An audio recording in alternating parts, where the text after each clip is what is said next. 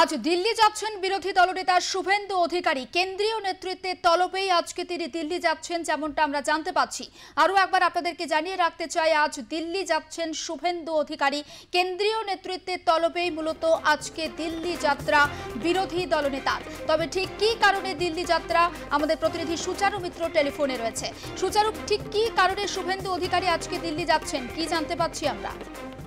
দেখো, যেটা জানা যাচ্ছে যে পশ্চিমবঙ্গের বিধানসভার বিরোধী দলনেতা আজকেই দিল্লি যাচ্ছেন। বিজেপির কেন্দ্রীয় নেতৃত্ব তাকে তলব করেছেন, যেটা আমরা জানতে পাচ্ছি যে উত্তরকন্যা অভিযানের পর 9ই আগস্ট এই যে রাজনৈতিক ব্যানার ছাড়া নবান্ন অভিযান হতে চলেছে, আরজিকর ইস্যুকে সামনে রেখে আরো বিভিন্ন ইস্যুকে সামনে রেখে, সেই ইস্যুকে যাতে সফল করা যায় এবং সেই নবান্ন অভিযানকে যাতে সফল করা যায়, তার জন্যই দিল্লিতে কেন্দ্রীয় নেতৃত্বের সঙ্গে বৈঠক করতে যাচ্ছেন শুভেন্দু অধিকারী।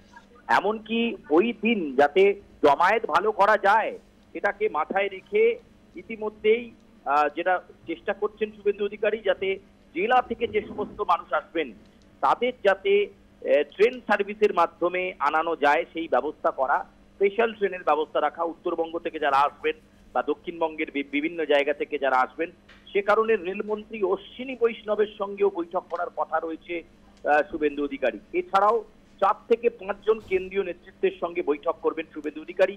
ফলে উত্তরকন্যা অভিযান যেভাবে তিনি সেখানে দাপট দেখিয়েছেন, এরপর আবার কর্মসূচি 9ই আগস্ট। তবে আবার বলবো, অরাজনৈতিক ব্যানারে এই কর্মসূচি।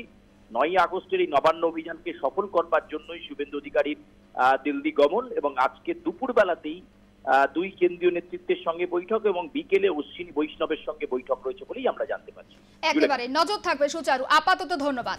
আমি দর্শকদের জানিয়ে রাখতে চাই, উত্তরকন্যার পর এবার 9ই আগস্ট নবান্ন অভিযান রয়েছে। কোনো রকম রাজনৈতিক ব্যানার ছাড়াই নবান্ন অভিযান, এবং সেই নবান্ন অভিযানের জন্যই কি আজকে দিল্লি যাচ্ছেন, অবশ্যই সেটা আরো যত সময় যাবে তত স্পষ্ট হবে। তবে আজকে দিল্লি যাচ্ছেন বিরোধী দলনেতা শুভেন্দু অধিকারী। কেন্দ্রীয় নেতৃত্বের তলবেই মূলত দিল্লি যাত্রা বিরোধী দলনেতার।